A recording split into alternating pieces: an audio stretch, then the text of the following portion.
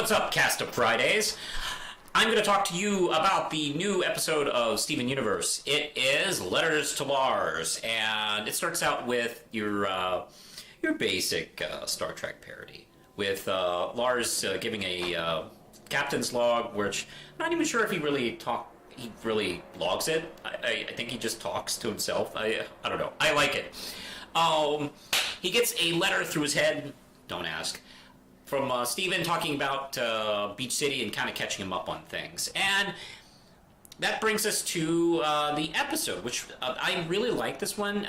It's a towny episode, but we get several different stories through, mainly focusing on Mayor Dewey, played by the ever awesome Joel Hodgson. But we get to see, how Jamie's doing, how Sadie and the band is doing, Ronaldo, and of course Mayor Dewey. And it's really nice because actually each one of these little plot lines going through the episode could have been a whole towny episode in the recent past. The way it's sewn together, I think really makes for a tight, strong episode. It's actually one of the stronger towny episodes I've ever seen. And it's actually an interesting idea because sometimes some of the towny episodes occasionally feel like they're being stretched a little bit because they maybe don't have enough meat for the story. And this one, oh man, there's plenty of meat and noodles, and I think I've lost the metaphor here. But there's a lot, and it's really great. There's not one wasted moment in this episode. We get to see how the new mayor is dealing with the gems, and thankfully, it's going one of two ways that I thought. I was worried that, maybe she might challenge the gems, but it looks like she's figuring out how to work with the gems a little bit more. That's good. That was one of the two things I was thinking of. So fortunately for them, she's actually taking a more proactive approach, which is a great idea, actually. I don't know. But of course, this has Mayor Dewey, or former Mayor Dewey, Bill Dewey, feeling kind of lost and kind of pathetic, like he has nothing else to do anymore. He's really kind of at a moment of crisis trying to figure out what kind of motorcycle he'll be riding. But I live in the city, by the way. So where was I? He is going to be talking about trying to figure out what he wants to do, and I didn't kind of feel bad for him. He wanted to be mayor, but the problems that came to him, mostly dealing with the gems, are not problems he was aware of how to solve. And he kind of realized that at one point, and which is why he quit the election, stepped down, allowing him to be replaced. That's why. I think a lot of us were kind of thinking he'd probably start working at the Big Donut. I'm still confused how that place works. Is it a franchise? Did he buy the franchise? Because he did have money.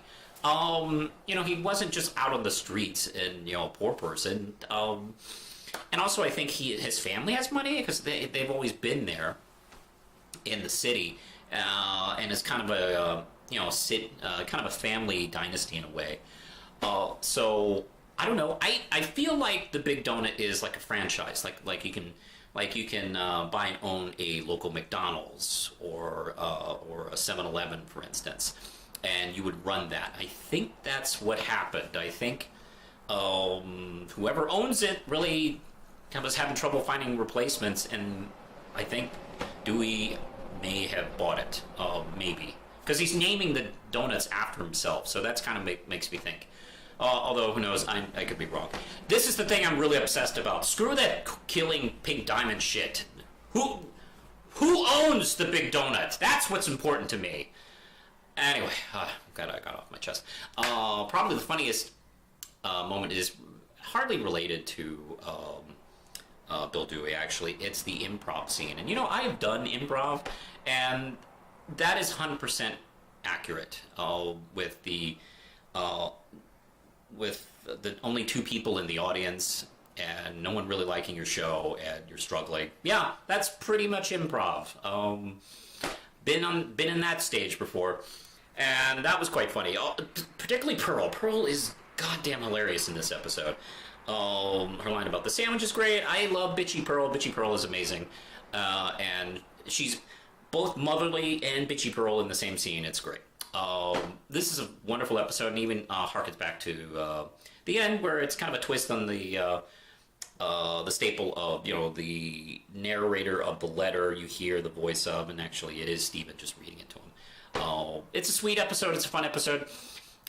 From what I understand, we're going to have some big story stuff coming up very soon. So this is probably one last catch up on the townie stuff before we go right into Crazyville with the plot line. So this was a really nice, solid one, and probably, quite possibly, my favorite townie episode.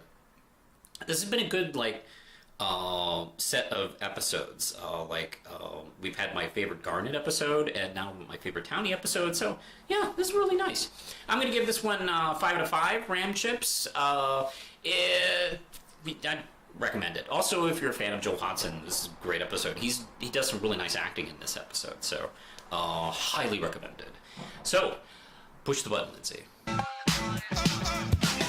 don't play the song on the